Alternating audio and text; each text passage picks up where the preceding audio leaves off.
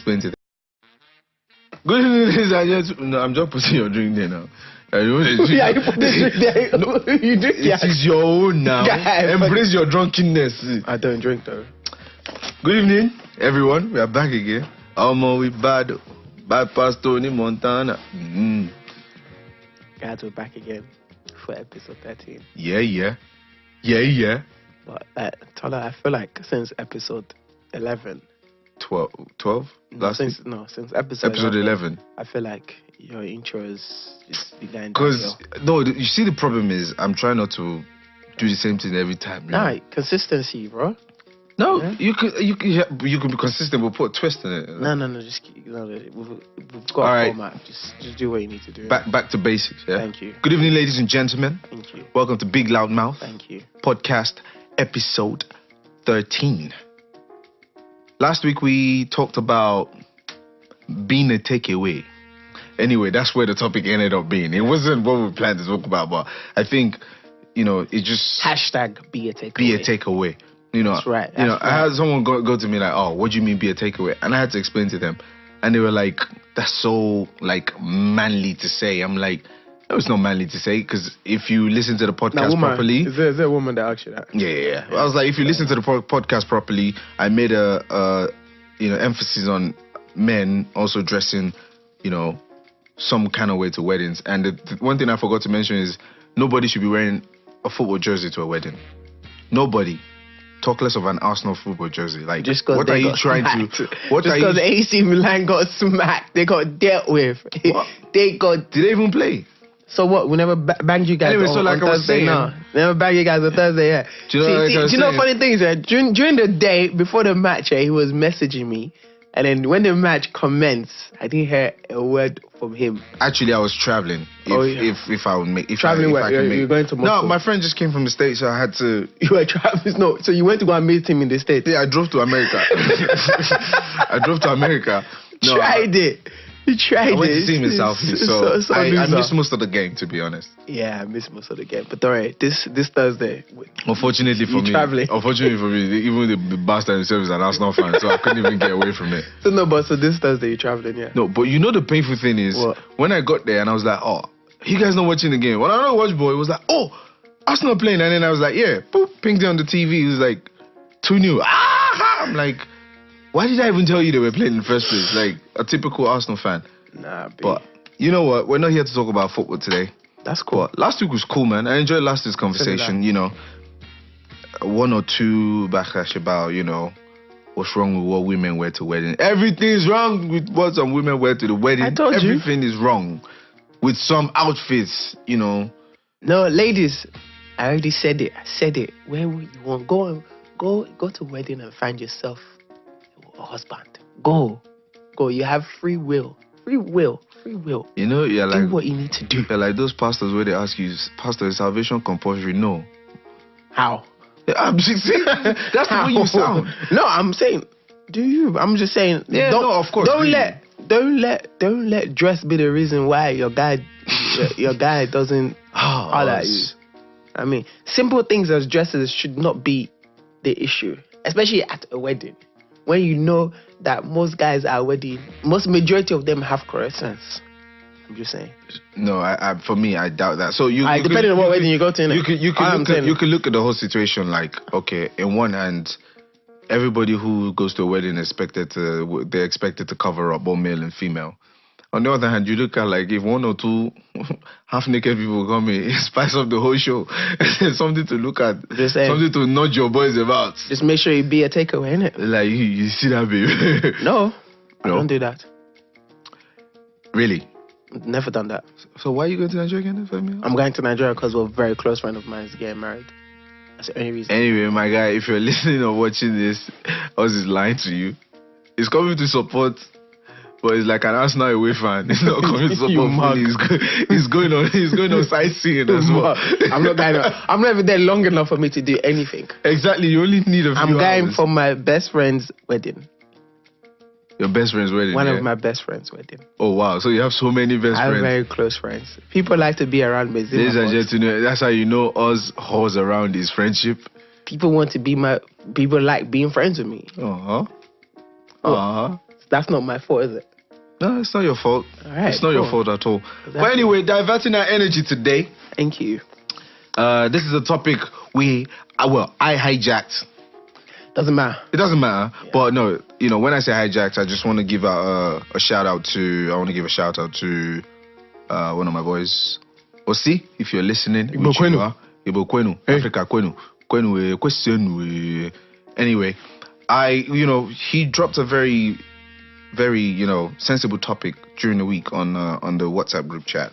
And he said something like, in general terms, like, do people deserve a home or do they need a home? And lo and behold, as a podcaster, I sat back and I enjoyed the entertainment of everyone going back and forth. And I was looking at the point of view and, everybody actually made a very sensible, point to some extent. Like, but then he came and said, okay, this is the reason why I'm saying, does everybody deserve a home or do they need a home? Yeah, everybody needs a home. Yeah, we all need a home. Nobody should be homeless. Like, we need a place to stay. We need a place to, what they call, like, lay your head on a roof. It might be 1 bedroom. It might be 2. It might be a mansion. It might be whatever. We all need a place to call home, right? Wherever you sleep doesn't necessarily mean it's home. But what he was saying is, do people deserve a home? Does the government or does the universe or whatever it is called owe anybody anything? Or do they owe these homeless people a home? And, he made a very valid point saying most people who are homeless, some decisions they've made in life led them to that part. Now, for individual reasons, which obviously stats cannot even prove those individual reasons, no matter how much, factual stats you have of, let's say, 2% of the UK population are homeless, which I'm sure is way less than that, to be honest. I don't have. But it is becoming rampant. Like, you see homeless people a lot now, and my question to you now is because I've seen so many point of views, in the WhatsApp group, a lot of people saying no, you can't really say the decisions people put themselves into, as this makes them deserve to be homelessness. Oh wow, they deserve to be homeless because of that. Fix your face, mate. I'm fixing my face. But yeah, I just want to know what your point of view is in terms of that topic. There's a diplomatic answer. There's a biblical answer. There's also a Christian answer. There's also Oz answer. I wouldn't try and go for each and every single one of them. But I would say, first and foremost, if I was to answer the question outright, right? Yeah. And go, do people deserve a home? The answer to that is no. The word deserve is a word that doesn't sit comfortably with me. All right. I don't feel people deserve anything. Can I stop you there? So, let's take for example, you have this person who, prior to the time they were homeless, they've probably been in the army. Yeah. Or they've worked. Yeah. Their life, they paid taxes. And they just made a wrong decision. Okay. And it just leads them to losing everything, and now they're homeless. I understand that. And they have to sleep on the street. Don't you think they deserve to be helped by the government, which they've paid their taxes to? You see, that's a different question. That's not the same question. It is the same question. Does everybody deserve a home? Yeah. Yes. But do they deserve to be helped by the government to provide them a home? That's a different question. No. It's still the same. No, it's not. Because you said, right, do people deserve to be helped by the government? That's a whole different question. Yeah, but whereas if do people deserve to have a home? Yeah, it's different from does people warrant help? You should know in hindsight what I'm saying. No. To be clear is do people deserve a home? When we say deserve a home, it might mean you can't afford it. But that doesn't mean you should be homeless. I have an issue with that word deserve. Yeah, and that's what I'm saying. That's what I'm trying to say. So if you're asking me, do people deserve to have a home? The answer to that is no. And no, there's no. Deserve means something that you warrant. Entitlement. Yeah. Yes. You are not I feel like we're in such a situation. Yeah. We're such in a civilization when we've been everybody You know that whole saying, everybody wants to be a boss, but Yeah. nobody wants to work. Who's really working, right? Mm-hmm. So it's like, okay, cool. You want to feel entitled to something, but you haven't done what you need to do for that substance to materialize. Okay. Now, do people deserve a home? No. Do people need a home? Yes. Right? Yes. Now going to your second question, do people... I still think the question is related. Okay. No, it's not. Do people deserve to be helped by the government? Yes. 100%. 100%. Because that's what the principles of being governed is about. And that's what I'm saying. If they've paid tax, does it mean they deserve a home? Regardless, even if they haven't paid tax. Okay, if they haven't paid tax or not, because do they not deserve a home? If you're saying government, you're saying a community and institute that takes responsibility for that community. Yeah. Or for the people or the personnel in that community. So therefore, it is their due diligence, their own due diligence to those people that are homeless. Now, are we going to pretend that we live in this utopian world? No. Okay. No, we don't. Okay, and so hence what happens. So you know, we get stuck in this conversation about what's right and what's right and what's morally right.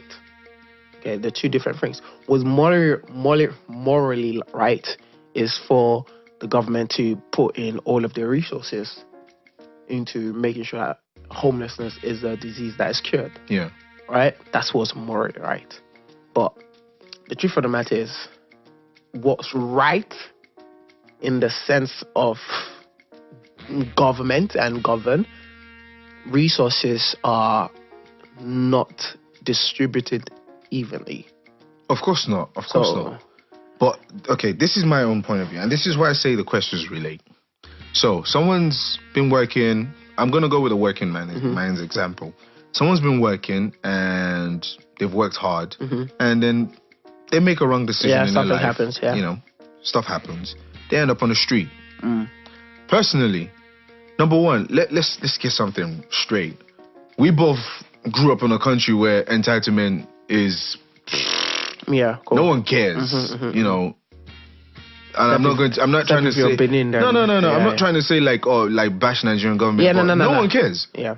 You know, you sleep on the street, no one even cares where you're sleeping, apart from if there's a good Samaritan that goes to you, hey, where'd you sleep? And you go, I sleep on the street every night. Okay, here's a home. And people don't even trust each other enough to do that. But I'm not one for sense of entitlement. Okay. Let's get that fact straight. No, yeah? I didn't say you were. No, I'm just saying. I'm just putting it out there for obvious people who are going to contribute a point of view.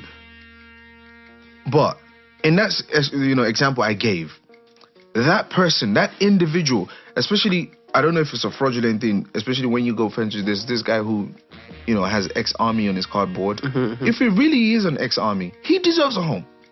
Based on what? Based on the fact that he served his country. So he got paid to do it. No, he got paid to do it. Listen, wait. You can't pay enough for life. Doesn't matter. Listen. When you decided that you're going to sign your life away, that you are going, when you join the army, and I don't want to go too much into it. You are saying that you're willing to sacrifice yourself, for the Constitution, whatever government, whatever political powers and running. Right? That's what you're signing yourself for. Yeah, fair enough. Okay, you are then given money in return of your service. For your service, but that's what you're given in return, right? So they're giving you something. If being an army was free, you didn't get paid, right? And you were risking life, then you would say yes, you are entitled. But one thing you have to realize is most of these army people, they go in unskilled, and they get trained in what? How to carry a gun? Bro, the army training ain't no joke. I know it's not a joke, but they train you in terms of like survival skills, not life skills. Doesn't matter. You still get survival skills, which is a skills that you should. Hence why they can stand in the cold for hours and ask for money. There we go. Sorry. No, that's not there we go. What do you mean? Come that's on, man. True.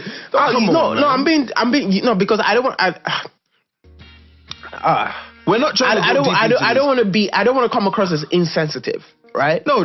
You're making a point, so it's fine. The truth of the matter is that you're saying that, because they've served the country, Yes. they deserve a home. Yeah. But no, the answer to that is no, they don't, because they got paid. No. It's a job. At the end of the day, it falls under the principle of a job. It no does. matter how severe the job is, right? It's a job. The same thing as people that go fishing for salmon, which is one of the dangerous jobs in the world, right? They have to sign their life. They get paid to do their job. Whether or not they become homeless, that's not the employer's problem. So why should it be the government problem? What I'm saying if they're seen as an employee, which is what they're seen at. Tax. Okay. If you've been a taxpayer at some point in your life, and you're homeless, with all this like shelters, and we've seen the government give away houses to people for the most ridiculous reason. Hence why some of the decisions they've made. This is what I can say, in my opinion. People, I'm not talking about like full-time junkies now. Yeah. Let's get that right. You know, obviously, let's not confuse the fact that not everybody who sleeps on the road or who's homeless deserves a home. We're talking about there's some straight as junkie. Pardon my French. There's some straight junkies who, regardless of what you do for them, they're probably gonna sell the TV you put in there and smoke crack. It's true. Yeah, they need more than the help. They need more than they need, like literally mental help and rehab and stuff. But I'm talking about someone who you look at dead in the eye. They don't look like a junkie. They're just unfortunate with life. Yeah, some people say, how can you determine if they're not a junkie? Come on, I think we can all tell a junkie. But this is okay. I understand what you're saying. Yeah, and like I said, I don't want to. I'm looking at it from a different perspective. I'm looking at it based on the principles. Yeah. In there, if we just take it just based on just the principal values and what. Because that word deserve, like I said, it doesn't. It's a strong word. It doesn't sit well with me, and I don't. Because it has entitlement written all over. I don't like it. I don't like it. I feel like people, we deserve this. No, you don't deserve anything, right? You should work to attain something. Yeah. Right. So now we're talking about somebody that's like you. We're gonna carry on with your analogy, right? Yeah. Of being in the army, served for his nation, being to, I don't know, 2-3 wars, whatever, right?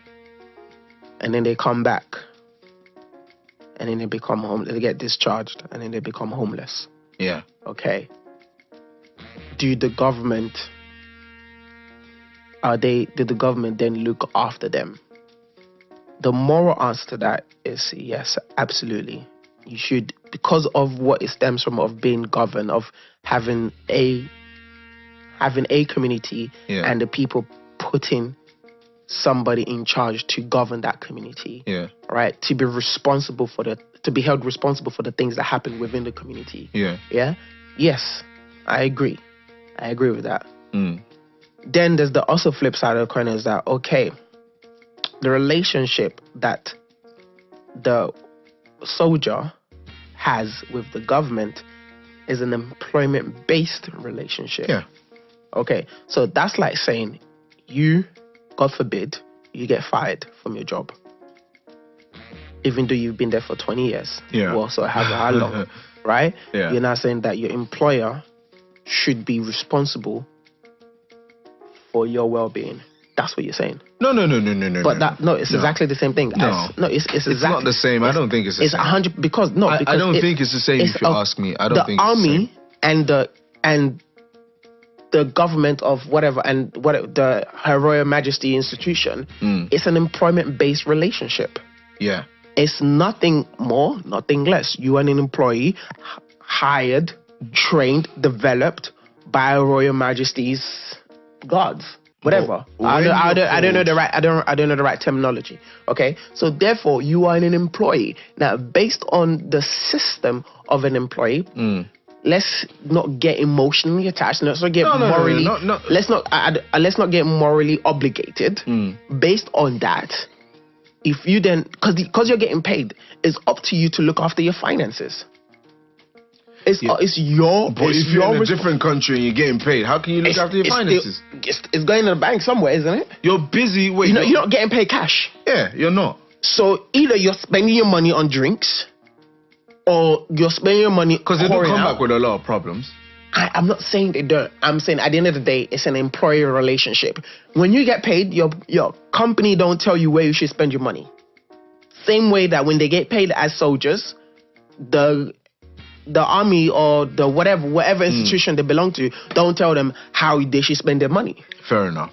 So if you then get fired or get let off, or you decided that the army is no longer the career path, which is what is presented on TV nowadays as a career, right? If you decide to change career path, that's down to you. So on the basis of this, you're saying the government is no longer obligated, right, to then say that, okay, cool, we need to look after you. Because the relationship that you had is on an employment basis. You got paid for what they believe that role was valued. Don't you think there's a sort of blemish, like when it comes to like you seeing someone who says ex-army, and don't you think about it this way, like, wait, hold on. It's just like having a son, and then the son goes, wait, hold on. The son goes prodigal, and then the neighbors are like, oh, but we know your father. But it's not. It's not. It's nowhere near, because it's an employment-based thing. I understand the moral obligation, which is because in a way, the people that join the army are getting short-strawed. Yeah. In the sense that they're valuing their life at 25,000 starting salary. Exactly. Right? That's what they're valuing their life. No, okay. The word is value. Okay. That's what they're valuing their life at that point. So they feel, or we feel, that, hold on, man, like, you're getting the short end of the stick. If you're going to go kill yourself for a nation, the most you can get is the respect, the affirmation, the perks of that nation. Yeah. Because people stand up for you on the train, let you get on the bus for free. Because you're putting your life for people like me and you to sit here and talk nonsense. All right? I agree. Morally, I totally agree. I understand that. But they don't have a moral contract. They don't have a moral obligation with her. No, you do have a point. No, I'm not saying you don't. Okay, I'm just saying they don't. Because I know a lot of what I'm going to say is going to sound very insensitive, but Her Royal Majesty's institution does not have a moral contract, does not have a moral obligation to her servicemen, because there's an exchange of coin. There's an exchange of value. You say to her, boom, I will want to put my life on the line to serve and protect your kingdom. And she goes, okay, wonderful. Here's what I believe it's worth. That's how much I'm finna pay you. And you go, okay, cool, no problem. Fine. I'll take it. In that basis, it's like, okay, boom, it's like the situation I told you about my brethren, yeah? About the whole tailor situation. Yeah. Right? And he goes to me, that we should call him uncle. What, the tailor? Yeah. Remember I told you that? Or did I not tell you? No, you didn't. Okay, cool. So I'm paying for his services. Yeah. But he wants the respect and the affirmation for the service that I'm paying for. In something that he has. Hold on, the tailor said, can you call me uncle? Yeah, he said we shouldn't call him by his first name, that we should call him uncle. Why? My point exactly in terms of this. What you're asking for is exactly the same what I'm saying to you. Why? Right? What you're asking for is, okay, hold on. No, because me, I always have an imagination of beating Nigerian. No, but that's what I'm saying. But I'm using that as a perfect analogy for the situation as the army being homeless, and you're saying to us, and I'm saying to you, well, they don't deserve that. And my question is, why do they deserve it? Why don't they deserve it? I just told you, because in the employment base, the same reason that Taylor does not deserve me calling them uncle, because they haven't done nothing that warrants them to be my uncle. Two, it's a service that I'm paying for. The same reason as an army. So I'm paying for them to put their life on the line. That's what I'm paying for. If they don't like what I'm paying... And again, they've paid their tax not to be homeless. Their tax, every person pays tax. I know. No, they're not paying tax for them not to be homeless. What I'm saying, to enjoy the infrastructure of the government. Okay, that's what I'm saying. Then they have to take the responsibility of saying, like everybody else, it's an employment base. Like for me, I go to work. God forbid I get fired. My employer, I'm not going to blame my employer for me being homeless. Fair enough. I'm not going to blame my employer for me having to pay tax. It's an employment relationship. That's what it is. And we have to call it what it is. Okay. Now, the moral obligation of the government, that's why I said it's a different question, right? Because of what we are, because of where we're in, because we are in a democracy. So whether that is You say that word with disgust, like democracy. What's wrong with democracy? I'm gonna come to that in another day. Really, you prefer to be ruled by King Jong-un or the president of the president of China? Did you see the vote that just happened in China lately? I'll come back to that. Only 2 people were against that vote. I'll come to that in a different day. No, because that's what you're trying to say in democracy. I'm just saying, like, there's something wrong with them. What's wrong with them? I'm saying, this is what okay, I'm saying. cool. You're the type of person who makes all these protesters come up and feel like they're entitled to stuff because you feel like they should be denied so much. No, I don't feel like they should be denied. I'm saying that we hold democracy in such a high regard that because that's what makes ruling normal. But it's not. It's not. Oh, would you rather prefer Mugabe or a 4-year term? Listen. We will come to that another day. I'm just saying because the way you said that word but you're using extremist as a justification. I'm not using extremism as a justification. No, I'm not. The free example you gave, Kim Jong-un, I'm just saying. But I'm saying those are the things that happen in the news lately. But you're using extremist. You're using an extremist. He's not an extremist. Kim Jong-un is not an extremist. Come on, King Jong, whatever his name, is not an extremist. Come on. Let's not go there. Okay, he's not. The ruler of North Korea is an extremist. He's not an extremist. He's a young boy with power. That's it. Cool. But use Mugabe. Also an extremist. In what term? In a sense of dictatorship. He felt like nobody was capable of government. The reason I say that is because obviously a part of me, the whole democracy idea, the ideology. Oh my God! Please don't do this. The whole democracy ideology. We're not going. I'm going to cut you off if you try to go too deep into that. Just make your point. And okay, cool. I'll come to that in another day. But my point was that because we live in a democracy, right, and we're saying that we're putting people to govern our community, to govern our situation, to sort things out, to be held accountable and responsible. Yeah. Right? So therefore, when people are putting their life on the line for the protection, right, of that community, they are part of the people that are governing us. Okay, fair enough. Okay. How about normal people then? Okay, cool. That's a very simple answer. Go on. They don't deserve a home. Keep your neck. It's a very simple answer. No, they don't deserve a home. The truth, and it's sad. It's really sad. It's really sad. No, they don't deserve a home. But every single person deserves help. And I tell you why that's a different answer. And I am not backtracking. You are backtracking. I'm not backtracking. I'm not backtracking. Because when you say deserve help, help can come in form of giving them accommodation. No, that's not help. That's not help. That's not. What is it? Help is an assistance to a solution. Help is not a solution. A solution to the homelessness. No. What are you talking about? Help is an assistant to the. Help is a middleman, right? To the goal. Right? So what's the help you're going to offer someone who's homeless? As a government. Okay, let me come to it. I just want to clarify. So I want to clarify so that people. No, I'm not backtracking. Okay. Maybe I should take your juice and drink. Is the middleman, right, to anything. So help is not the end product. What you're saying? No, it's not. It's not the end product. What you're saying is the end product. To an extent. Yes, not really. Yes, I wouldn't agree with that. Okay. Okay. In the terms of homelessness, yes. If you offer them a home. Right, that's helping them. That's the end product. No, that's helping them. They're no longer homeless. But that's helping them. No. You're trying to rig eyed.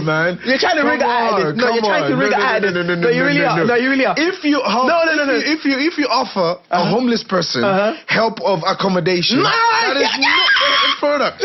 Look, you're changing your sentence. You're changing your sentence. No. You go. If you help someone with help of accommodation, that is help. No, listen. Chill. Okay, what kind of help can you offer someone who's homeless? If you give a homeless man a home or a house, right? They're no longer homeless. Correct? And that's the help. No, correct. No, yeah, correct. So therefore, have you not solved their situation? You've helped them. So no. So have you not given them an end product? You've helped them. No. Have you not helped No, you have not helped them. Not be homeless. No. See, you're trying to play the English game. No. You're trying to play the English game. What is the English game? Right? You're trying to control your language. No, right? I'm not controlling. I want you. All right, go on, repeat the question. To use the word that are formulated in the right way. Okay, according to the manner. What's the question again? Cool. If you give a homeless man a home, right? Are they homeless? No. Okay. Have you provided them an end product? The house might not have heating. It might not have. You see. You're playing English games. But hold on. You have given them. It is not the end product. You have solved that problem for them. I have helped them. No. Whether or not that they were gonna have other problems is irrelevant. Okay, but I have helped them. But for that situation, you have not just solved that problem. No, you have not helped them solve the problem. You have solved the problem. You have given them the end product. When it comes to help, the word itself, help is an assistant. The same way I've said to you, yo, help me lift this table, right? The process, the action. If you say, if you say, help me lift this table, and then I go, this is not that heavy, and I lift it. No, wait, look at you. No, wait, look at you. And you assist me, right? And we lift the action. You didn't say assist. Relax. No. I'm telling you what your action is of helping. Okay. Your action would be to help it with this. If you did this, if I said to you, yo, help me carry this table, right? And you just carried it by yourself and moved it to where it needs to be. I have helped you. You have not helped me. You have moved the table for me. You have not helped me. Two different things. That's what I'm trying to say. But you still accomplished the same thing, didn't you? Yeah, but that's not. We're not talking about the end product though. We're talking about the process. We're talking about helping and for me are two different things. This is what I'm trying to say to you. If we provide, the government is there because they're part of the government. The government everyone is entitled to help the process, right? This. Don't ever vote for this guy. Oh my gosh. Do not ever vote for this guy. But not everybody is entitled to what if you campaign for food inspector or food prefect. I'm trying to give you guys the game, but no, you don't want the game. I'm just saying. I'm giving you straight the mentality in it. And that's what I'm giving you more than you're bargaining for. Right? I'm giving you more than you're bargaining for. If you say, help me move this table, help me. Yeah. And I go, it's not that great. Here, move it for you. Okay. I have helped you. No, you have not helped me. That's me giving you bargaining point. Okay, we're getting it twisted. You have not helped me. Because I asked for helping as an assistant. I've asked you for help. Yeah. The process of you to help me is to be in it with me, right? To pull me out. Now, what you've done is not to be in it with me. Yeah. You've disregarded that. You've done it for me. So, right? Basically... So that action in itself, everybody is not entitled to that. So your point is, not everyone deserves a home. I'm pretty sure I said that 5 times. No, you have to say it. If that's what we're about to conclude, you need to say it with your chest. Not everyone, I'll say it with my chest, the very first answer. Not everybody deserves a home, but everybody deserves help. Everybody deserves help, but not everybody deserves a home. The helping is that it's an assistance. You're in it with me. You understand where I'm at. Yeah. Right? You go with me to get me out of that situation, or you give me ideas, or you elevate me, right? Now, that's what everyone deserves. That's what everyone deserves is help. So what kind of help? Not everybody deserves the end product. So what kind of help would you offer someone who's homeless?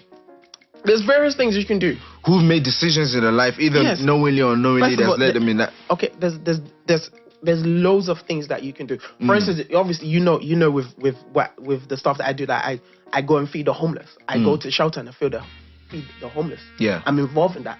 That's me helping. That's not end product that I'm providing. I am helping. But they're eating, but they still have no place to stay. For that weekend, they have a place to sleep. Do you understand? For that weekend, they're there. That's me helping. They're entitled to help, right?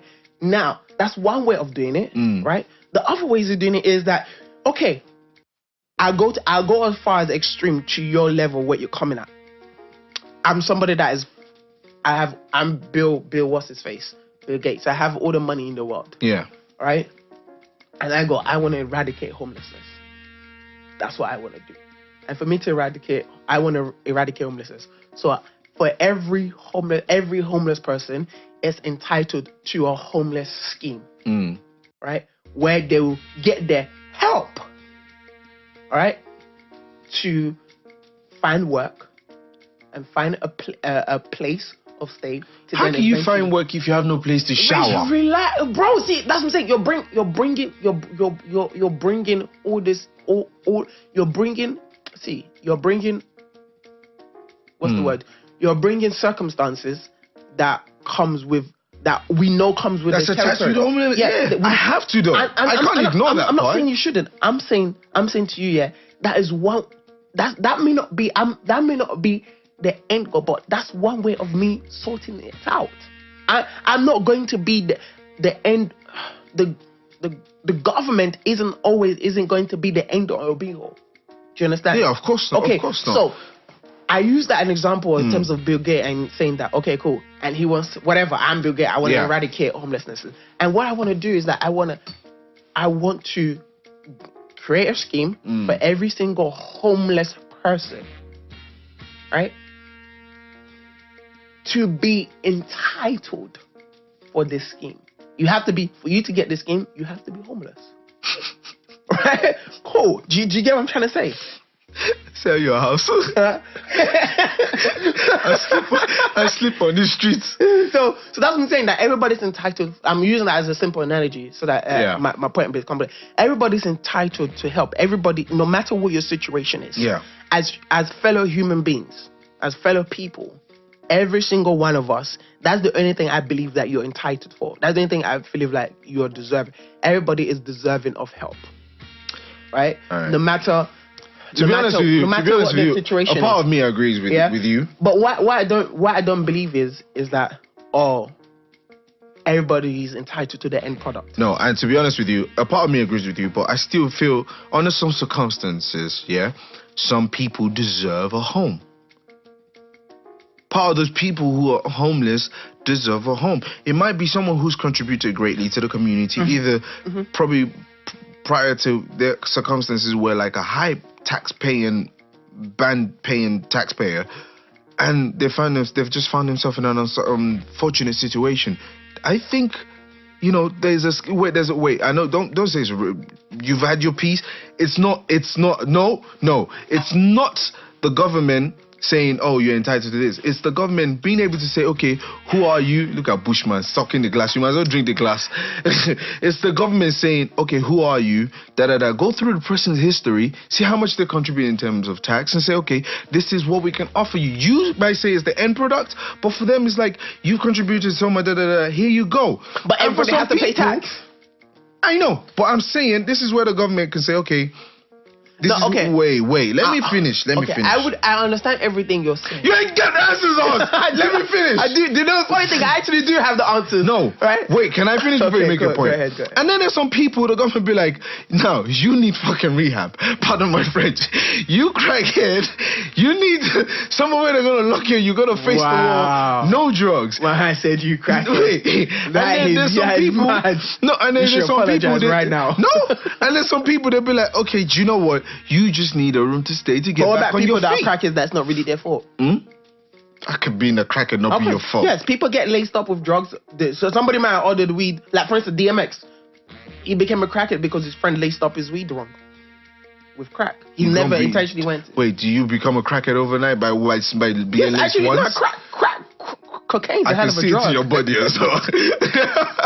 Wait, you're telling me let's not even go into that. But I'm just saying, the kind of scheme that can, either decide or assist in eradicating, assist, you like that word, yeah? Assist in eradicating homelessness is the fact that the government can do a thorough search. If you're an army, there's a way they can help you to get back into the community, get you a home, put you in the security system where you can now use your survival skills in that job scheme. Do you understand what I'm saying? Armies are not taught, like, they taught life skills, but mostly survival skills.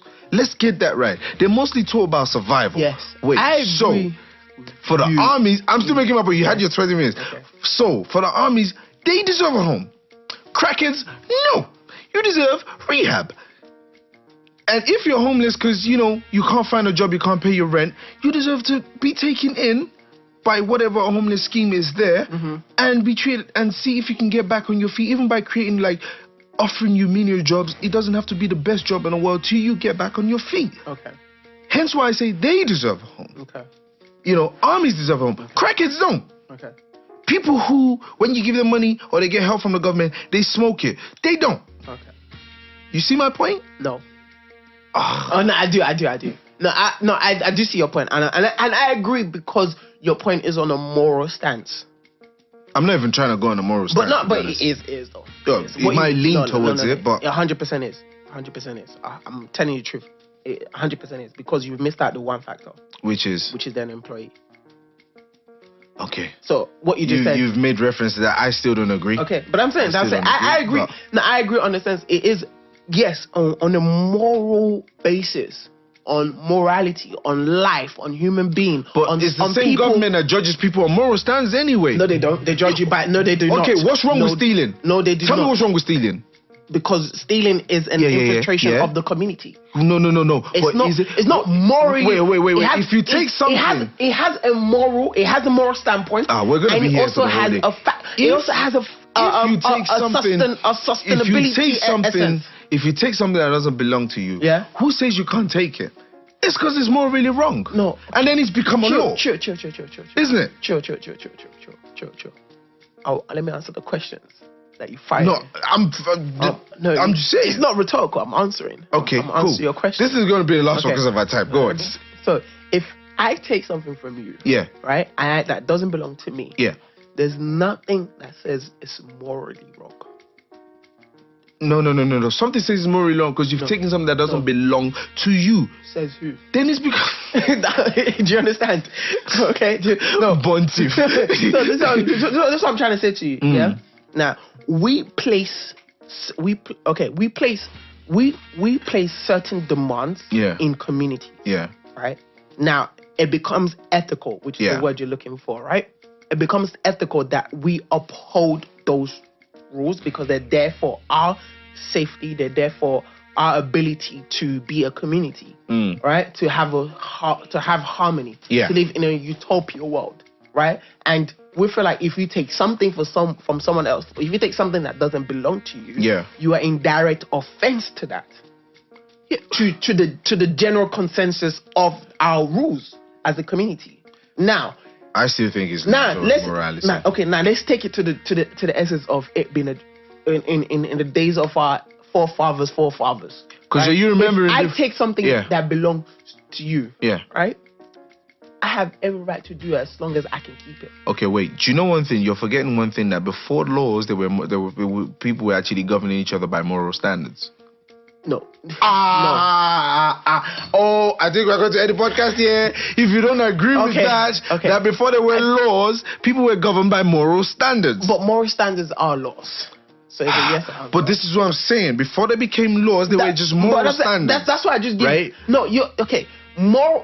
What is moral standard? That's a different topic. Okay, so I'm saying when you say moral is something that is understandable by the community. Yes, exactly. Okay, that's why I said earlier. I agree. That's why I said about the whole law. That's why I based it on the whole thieving in terms of ethical, right? That's what I based that on, right? But I'm saying to you, in the sense of this situation, you can't ignore morality. I feel like, I'm not saying you can't, but I'm saying when it comes to the word deserve, when it comes to be entitlement, you have to ignore moral consensus because it has to do with an exchange. So when are people ever entitled to one thing? In one word, in one sentence, go on. Help. Okay, I said one sentence. When is anyone ever entitled to anything? Everyone's entitled to help. All right, ladies and gentlemen, please contribute. Let us know what you think. Let us know what you think. Tweet us at BigloudMouth_. Instagram as well, same handle, BigloudMouth_. We're on iTunes, YouTube, SoundCloud. Please, thank you, and keep reeling in those those YouTube views. Let us know what you think about, our views. Let us know, do you think everyone deserves a home, or do people just need a home? Is it morally right to say everybody deserves a home, or you want to be political like us? I'm not being political. And ignore the moral standards of things, Let us know what you think. Thank you very much for always listening in and for always tuning in. Thank you for the spare time you always, give us and the ears you lend us. Thank you very much. I'm Tola. And I'm Oz. And this is Big Loud Mouth. Good night. Love you.